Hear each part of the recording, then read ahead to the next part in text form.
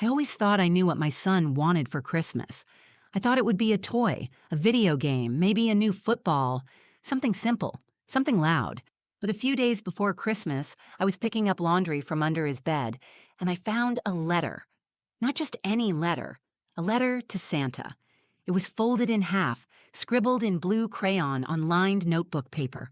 No envelope, no stamp, just lying there like it had been forgotten. I almost didn't read it, but I did. And when I did, everything stopped. He wrote, "Dear Santa, I don't want anything this year. I just want you to make my mom smile again." I remember standing there in his room, socks in one hand, that letter in the other, and my knees just gave out. He never said a word about it. He never showed me. He never asked if I'd mailed it. He just wrote it, quietly, like a wish he didn't believe he was allowed to say out loud. My name is Alara Quinn. I'm a single mom. I live in a small, snow-covered neighborhood just outside Bend, Oregon. And this past year broke me in ways I didn't even notice until I saw them through my son's eyes. My boy's name is Jonah. He's 8. He has this wild brown hair that never listens to a comb and these giant eyes that seem to notice everything, even when I think he's not paying attention. Especially when I think he's not paying attention. Since my mom died last February, I haven't been the same. I go to work. I make dinner. I do the bedtime stories and the morning cereal and the backpacks and the bills. But I haven't really been here. And somehow, Jonah knew. Every time he saw me staring into space, every time I told him I was fine when I wasn't, he stored it. And instead of asking for a toy or a trip or a treat, he asked Santa to give me my smile back. What kind of child does that? He didn't want anything. He just wanted me to be okay again. I kept thinking, how long had he been watching me like that? Carrying that kind of love around with no place to put it? I didn't know what to do with the letter. I tucked it in the top drawer of my nightstand and cried until I couldn't see straight. I didn't tell Jonah I found it. I didn't want him to feel like I'd taken something from him. It felt sacred, private, like I'd stumbled into a prayer. But that letter? It stayed with me. I'd wake up in the middle of the night and hear his words in my head. Just make my mom smile again. I couldn't stop hearing it. Then, on Christmas morning, something happened. After the wrapping paper had settled and the cocoa had gone cold, Jonah pointed to a box under the tree. One I didn't recognize. It had no tag, no name. Just plain brown paper and a thin white ribbon tied in a crooked knot. I thought it was from him, maybe something he made at school, but he shook his head. "I didn't put that there," he said. "Maybe Santa did." I laughed, but then I opened it. Inside was a photo album, thick, leather-bound, and old enough to smell like memories. And on top of it, a note. It read, "You gave me everything. I'm giving a piece back." My hands shook when I picked it up, because I knew whatever was in that box, it wasn't just a gift, it was an answer, and I wasn't ready for what came next. My name is Alara Quinn. I'm 32. I work as a registered nurse at a small community hospital in Bend, Oregon. It's the kind of town where you know the cashier's name and your neighbors shovel each other's driveways. It's quiet, peaceful, or at least it used to be. I live in a modest 2-bedroom house with my son, Jonah. He's 8, and the best parts of me live in him. He was born in the middle of a thunderstorm, screaming like he was already full of opinions. He's funny, kind, stubborn, and more thoughtful than any child should have to be. Last Christmas was our first one without my mom, Maggie. She passed away from pancreatic cancer in February. She lived with us for the last few months of her life. Jonah and I took care of her together. She died in the room that's now our laundry closet, and I haven't moved the chair she used to sit in. I still catch myself glancing at it, expecting her to be there, humming under her breath while she knits or folds towels. Grief is strange. It doesn't always come in waves like people say. Sometimes it comes like fog, thick, heavy, dull. It creeps into your chest and sits there. It makes your favorite songs feel like noise. It makes dinner taste like cardboard. It makes a good morning feel like a chore. Since she died, I've been going through the motions, working long shifts at the hospital, trying to keep bills paid and the house clean. On the outside, I probably looked like I had it under control, but I wasn't really present. I wasn't laughing like I used to. I wasn't smiling the way Jonah remembered. And kids notice. They notice even when you think you're doing a good job of hiding it. I'd catch Jonah watching me sometimes when he thought I wasn't looking. He'd sit at the kitchen counter doing his homework and glance up every few seconds just to check. I always smiled back. A tight, practiced smile, the kind that doesn't reach your eyes. One night in early December, he asked, "Did Grandma like Christmas?" I said, "She loved it. She used to put way too many lights on the porch." He nodded, then went quiet. I could tell he was thinking hard about something. Then he whispered, "I miss her too." It caught me off guard. I think I forget sometimes that grief doesn't only belong to grown-ups. Jonah lost her too. She tucked him in, made him pancakes with chocolate chip smiles, and taught him to play cards. He remembered her laugh. He missed it. That night, after he went to bed, I stayed up looking through the old photo boxes. I hadn't touched them in months. They were buried in the closet under beach towels and winter coats. I looked at pictures of my mom holding Jonah as a baby, her hair wild from the wind, both of them laughing with their whole faces. I thought about how I used to be in those pictures, open, warm, joyful. I wondered where that woman went. The truth is, I didn't know how to move forward. I was scared to feel better, like it meant I was leaving my mom behind. But grief doesn't mean forgetting, and healing doesn't mean replacing. Christmas was coming, and I was dreading it. The decorations felt forced, the music grated on me. I told Jonah we'd still do the tree, still bake the cookies, still make it special. But my heart wasn't in it. He didn't complain, he never complained, he just tried harder. He left silly notes in my lunch bag. He folded laundry without being asked. One morning, I found a drawing he left on the fridge. It was me, with a big smile, holding hands with him and Grandma. Above it, he wrote in shaky letters, "Best Christmas ever." I cried in the bathroom that night so he wouldn't hear. Looking back, I realized Jonah was trying to remind me of something, that we were still here, that joy hadn't disappeared, it had just gotten quieter. And maybe, deep down, that's why he wrote that letter. Maybe he knew what I needed better than I did. Before I found the letter, I thought I was the one protecting him, but in truth, he was the one holding me together. And that's where our story really begins. It started as a regular Thursday. I had the day off from the hospital, so I planned to catch up on housework and laundry. The washing machine was humming, and Jonah was at school. His room was a mess, as usual. Toy dinosaurs scattered across the rug, markers without caps, wrinkled socks tucked behind the dresser. I was half listening to a podcast and mentally preparing to scrub the baseboards when I reached under his bed for a pile of clothes. That's when I saw it. A single piece of paper, half tucked under the leg of his nightstand. Blue ink scribbles filled the page, bent at the corners, crumpled like it had been handled more than once. At first I thought it was homework, but when I opened it and saw "Dear Santa" across the top, my heart stopped.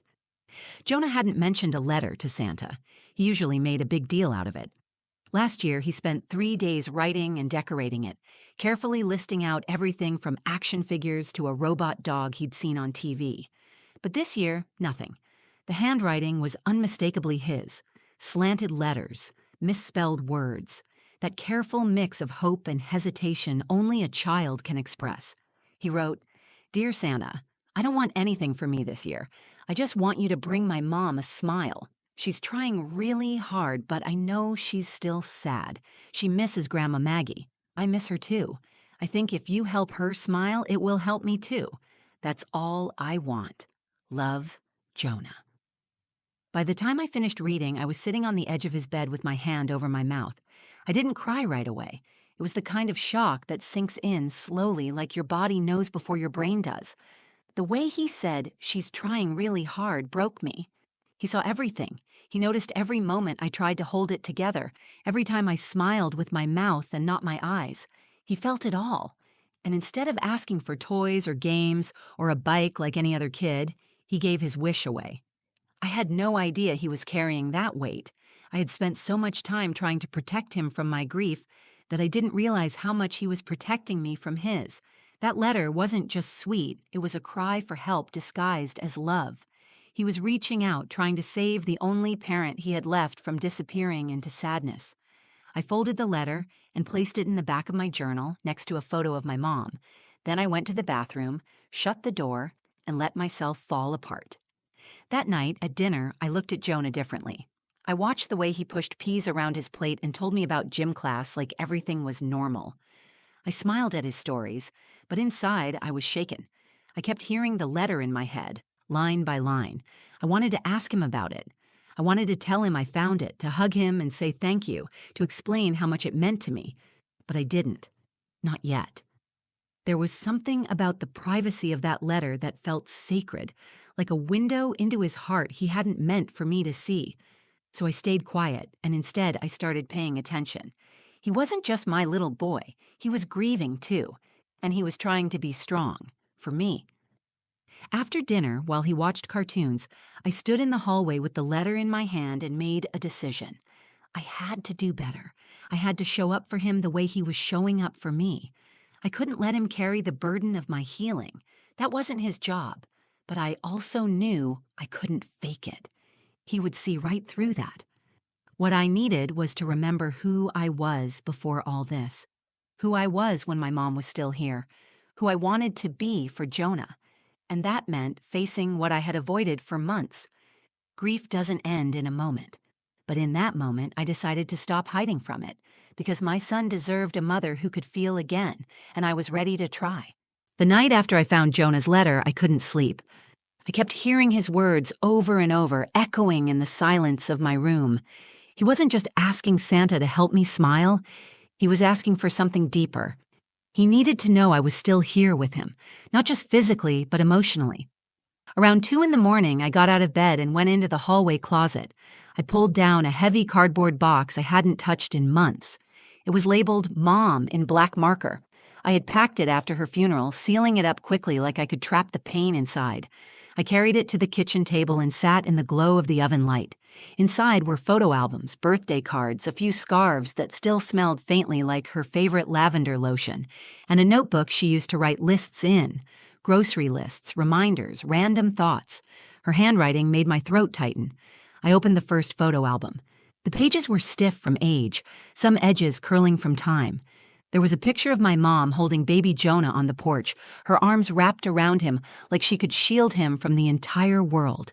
There was another of us at the lake, Jonah covered in mud, my mom laughing with her whole face. I didn't cry this time. I just smiled. It was small, but real. That's when I knew what I had to do. I needed to take the weight Jonah had been carrying and share it. I needed to remind both of us that the love we lost was still here in a different form. It wasn't about getting past it. It was about letting it walk with us.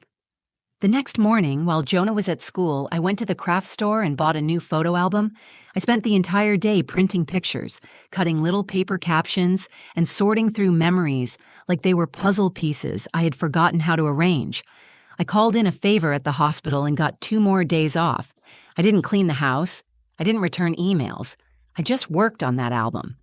I wanted it to be a gift, not for Christmas, not from Santa, just something between us. A bridge back to each other. Each page told a story. I added pictures of Jonah and my mom at the pumpkin patch, at the kitchen table painting Easter eggs, in the backyard raking leaves. I taped in one of Grandma Maggie's old recipes, the one for cinnamon French toast Jonah loved. I found a little note she had once written him that said, "You are brave, you are kind, and you are deeply loved." I put that near the last page, in bold handwriting. That night, Jonah came home and found me sitting on the floor, surrounded by pictures and scraps of paper. He tilted his head and asked, "What are you doing?" I smiled and said, "I'm remembering." He didn't ask anything else. He sat beside me and started looking through a pile of old Polaroids. "Grandma looks happy here," he said, pointing to one where she was blowing out candles on a cake. "She was. You made her really happy," I told him. We spent hours like that, flipping through images, telling stories. Jonah asked questions, some hard, some simple. I answered all of them. For the first time in months, the sadness didn't feel like a wall. It felt like a window. Over the next few days, we started making small changes. We baked Grandma's French toast together. We played cards at the kitchen table, just like she used to. We hung up some of her old ornaments on the tree. And every time Jonah smiled, I felt something start to shift inside me. On Christmas Eve, I wrapped the album in plain paper and tucked it on the bookshelf. I didn't label it. I didn't plan to give it to him that day. It wasn't a surprise. It was just something waiting for the right moment. I wasn't expecting anything in return. I didn't need a box or a bow to feel like I had done something meaningful. For the first time in almost a year, I felt like I was moving forward, not away from my mom, just toward the person I wanted to be again. And Jonah. He felt it too. He didn't say anything, but I could tell.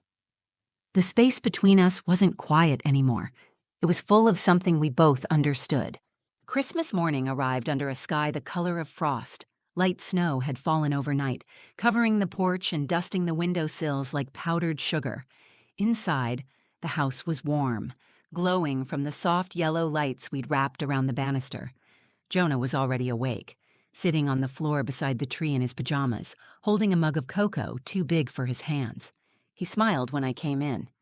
"Merry Christmas, Mama," he said. I sat down next to him, kissed his forehead, and whispered, "Merry Christmas, baby." We didn't have many gifts under the tree that year. I had kept things simple. A new set of paints for Jonah, a hoodie he'd been eyeing at the mall, a few little stocking surprises. He opened each one with quiet excitement, smiling politely even at the socks. His eyes lit up when he saw the paints. "You remembered," he said. "That meant more to me than anything." We laughed. We took pictures. We played music. I let myself enjoy the moment, fully present for the first time in a long time. I thought that would be the high point of the day. But then Jonah reached for one last gift, one I hadn't seen before. It was tucked behind the tree, wrapped in simple brown paper and tied with a white ribbon. There was no tag, no name, just the box. "I didn't put that there," I said. Jonah looked up at me. "I didn't either. Maybe Santa did." I smiled, thinking maybe someone from work had dropped something off. A neighbor, a friend. But I didn't recognize the handwriting on the tag. Actually, there was no handwriting at all. No note, no label. I carefully untied the ribbon and opened the box. Inside was a leather-bound photo album. It looked old but cared for. The cover was soft and smooth, embossed with faint gold lettering. For a Lara. My chest tightened. I opened the first page. It was a picture I had never seen before. My mother, Maggie, holding newborn Jonah in the hospital. Her face lit up with pride and pure joy. The date was written in her handwriting. June 3rd, 2015. I turned the page. Another photo, this time of me and my mom at my nursing school graduation. Then one of her in the garden, laughing, hands covered in dirt. The photos kept coming, each one more personal than the last. And then I reached a folded note tucked between two pages. I pulled it out and read, "You gave me everything. I'm giving a piece back." That's all it said. No signature, no explanation. I looked up at Jonah. He was watching me with wide, waiting eyes. "Who gave you this?" I asked. He shrugged. It was just there. I thought maybe it was from Grandma. I held the album tightly, flipping through more pages. There were scanned recipes from her collection, notes written in her handwriting to me, ones I had never seen before. One said, "You're stronger than you think. You always have been." Another, clipped to the bottom corner of a birthday photo, read, "The world needs your light. Don't hide it." I had no idea who could have made this. Some of these photos I didn't even know existed. Some were old film prints from before Jonah was born. Some looked like they were taken on my mom's old camera, the one I thought she had given away years ago. Tears filled my eyes. I wasn't sad, not this time. It felt like she had found a way to reach me, like someone, somewhere, had known I needed this. Maybe it was one of her friends or a cousin who had quietly gathered these things after she passed. Maybe it was someone at the hospice who had access to her belongings. I didn't know, and in that moment, it didn't matter. Jonah moved closer to me. "Are you okay?" I nodded, still holding the album. "Yeah," I said. "I think I really am." He leaned his head on my shoulder and whispered, "I told Santa." I knew he could help. I smiled through the tears. Looks like he listened. We sat there, the two of us wrapped in a quiet peace. The kind that doesn't need words or music or bright lights to feel real, just love and memory and something bigger than both. Whoever sent that box didn't just give me an album, they gave me a doorway, a way back to myself. And that morning, for the first time in a year, I felt whole. The days after Christmas felt different, not because of the gifts or the snowfall or even the photo album, though that changed everything. It was something quieter, something inside me that had started to shift. For the first time since my mom passed, I didn't feel like I was walking through life with my head down. That mysterious box didn't just give me memories, it gave me clarity. It reminded me that love doesn't end when a person is gone. It doesn't disappear into silence. It stays. It lingers in the pages of photo albums, in the warmth of a child's drawing, in the recipes you still cook with your eyes closed. On the morning after Christmas, I made cinnamon French toast with Jonah. I followed my mom's recipe from the album. The paper was yellowed and creased, written in her familiar handwriting, and for the first time I didn't cry when I read it. I smiled. I could hear her voice again, not just in my memory, but in the way Jonah giggled when he spilled too much cinnamon on the counter. We sat at the kitchen table and ate together. Jonah talked about his favorite present. He said it wasn't the paints or the hoodie or the candy from his stocking. It was the album, he said. It's like getting a piece of grandma back. I nodded. Me too. Later that week, we started adding to the album. Not with old pictures, but with new ones. Jonah drew a picture of him and Grandma Maggie in heaven, playing cards. I printed a photo of us baking together and glued it to the back page. We weren't just holding on to the past, we were building something new from it. That small act, sitting together, remembering out loud, became our way of healing. Grief didn't leave, but it changed shape. It stopped feeling like a weight and started feeling like a thread, something that connected me to my mom, to Jonah, and to the version of myself I thought I had lost. I went back to work the following Monday, and my coworkers noticed something right away. "You look lighter," one of the nurses said, "like you're here again." I was. I was fully present in a way I hadn't been for nearly a year. I listened more deeply. I laughed more easily. I came home and actually sat with Jonah instead of just being in the room. One night, as I tucked him into bed, he asked, "Did Santa really send the album?" I paused. I could have told him the truth, that we didn't know who sent it, that it might have been someone from Grandma's past. But I looked at his hopeful face and I realized something. It didn't matter how the album arrived. What mattered was what it gave us. "I think Santa helped," I said. "And maybe Grandma did too." He smiled, turned on his side, and whispered, "I knew she'd find a way." That night, I sat in the living room with the album on my lap and turned through every page again. I ran my fingers over the notes, the pictures, the little fingerprints Jonah had added in crayon and marker. It was more than a gift. It was a reminder that healing doesn't come all at once. It comes in small, beautiful moments when we choose to keep going. I used to think strength meant not falling apart. Now I know strength is letting yourself feel it all and still choosing to get back up. It's asking for help, even silently. It's being seen and loved, even when you're at your lowest. Jonah didn't just ask Santa to bring me a smile. He reminded me that I deserved one. And whoever sent that album, whether it was an old friend, a family member, or something bigger than I can explain, understood exactly what I needed. A piece of the past, handed back with care. And the message was clear. You're not alone, you never were. You just forgot for a little while. Now, every time I pass the bookshelf and see that album, I remember who I am. A daughter, a mother, a woman still learning how to carry both love and loss at once. And I smile. Because somehow, against the odds, a little boy's wish brought me home. Thank you for being here and listening to my story. If you've ever lost someone, if you've ever felt like you were holding everything together with just your fingertips, I hope this reminded you that healing is possible. And sometimes it begins with something as small as a letter or a smile or the quiet love of someone who sees more than you realize. If this story touched you, please like the video. It helps more people find it. Share it with someone who might need a little light today. And if you want more real stories like this one, filled with heart, hope, and the things that matter most, subscribe to the channel and turn on notifications so you don't miss the next one. And finally, I'd love to hear from you.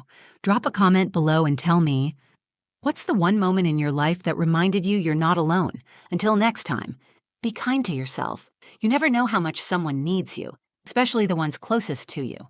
Take care.